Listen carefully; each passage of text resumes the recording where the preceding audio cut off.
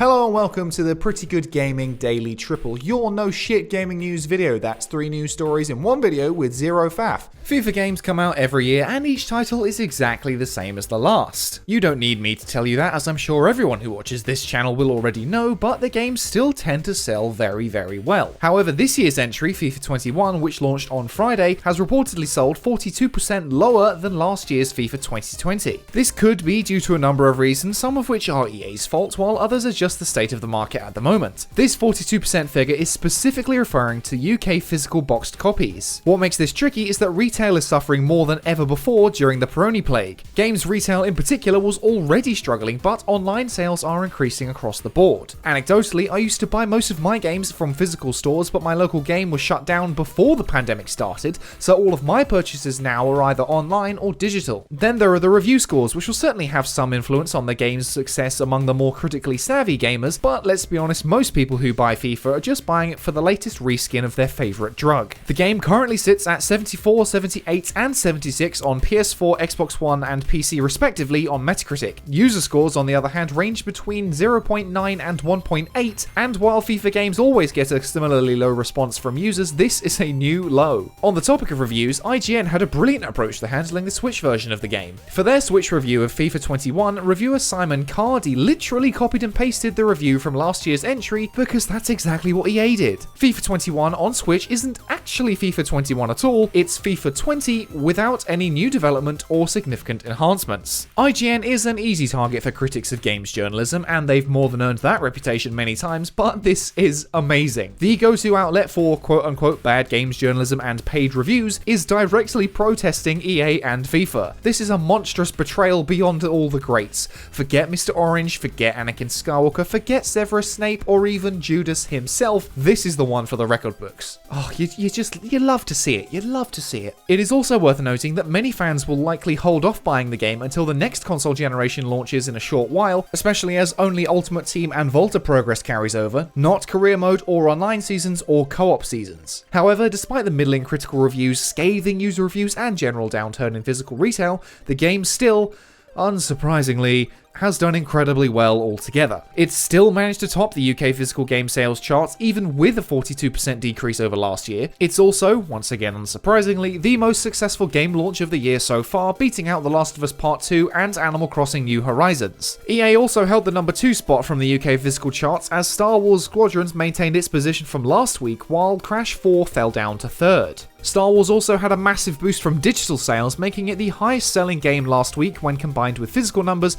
beating out Crash once again. FIFA will continue to sell well into next year and the next generation, but it will be interesting to see how this affects EA's numbers for this quarter, and more interestingly, whether or not Andrew Wilson can take another enormous bonus. And next up, Amazon may be one of the most successful businesses in the world with the richest man on the planet as its CEO, but that doesn't mean it can successfully launch a game. Back in late June, it was announced that Amazon's free-to-play third-person hero shooter Crucible would be going back into beta after only launching a month prior. Now things have only gotten worse for the Crucible as the game's development is officially being cancelled and its team moved on to Amazon's other project, New World. According to the official website, we'll be discontinuing development on Crucible. We very much appreciate the way that our fans have rallied around our efforts, and we've loved seeing your responses to the changes we've made over the last few months, but ultimately we didn't see a healthy, sustainable future ahead of Crucible. We'll be transitioning our team to focus on New World and other upcoming projects from Amazon Games. When the game launched on PC back in May, it was met with a very mediocre response. It seems like few people outright hated it like they do with Activision or EA titles,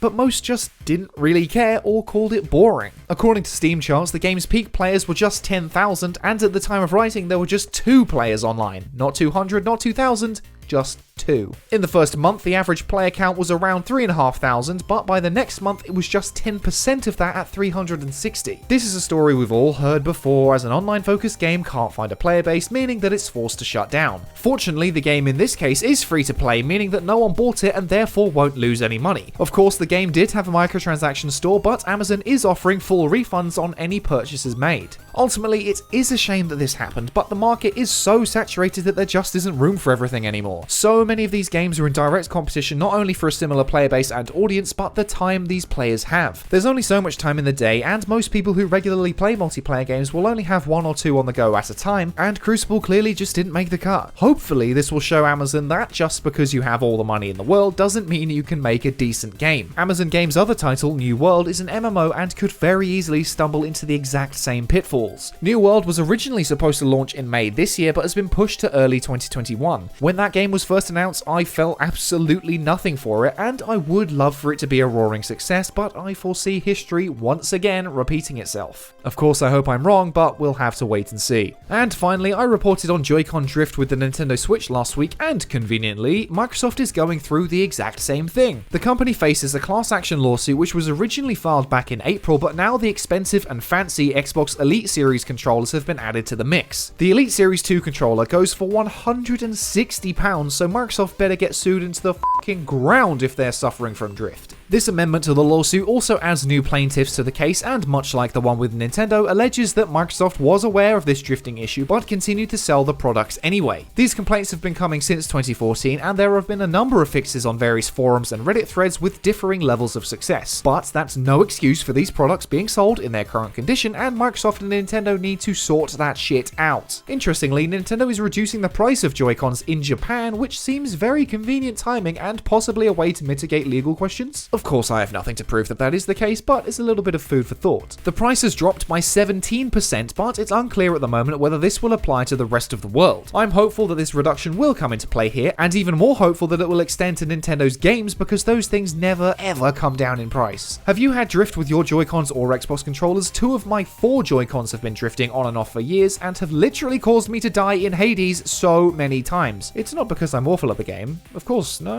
definitely not. And that's your lot for today. If you enjoyed this no shit format, go ahead and give the video a like to give it a boost. Hit subscribe and the bell if you want to stay up to date on all future installments. Toss a coin to your YouTuber over at patreon.com/prettygoodgaming. That's all for today. I've been Henry Cooper. Bye for now.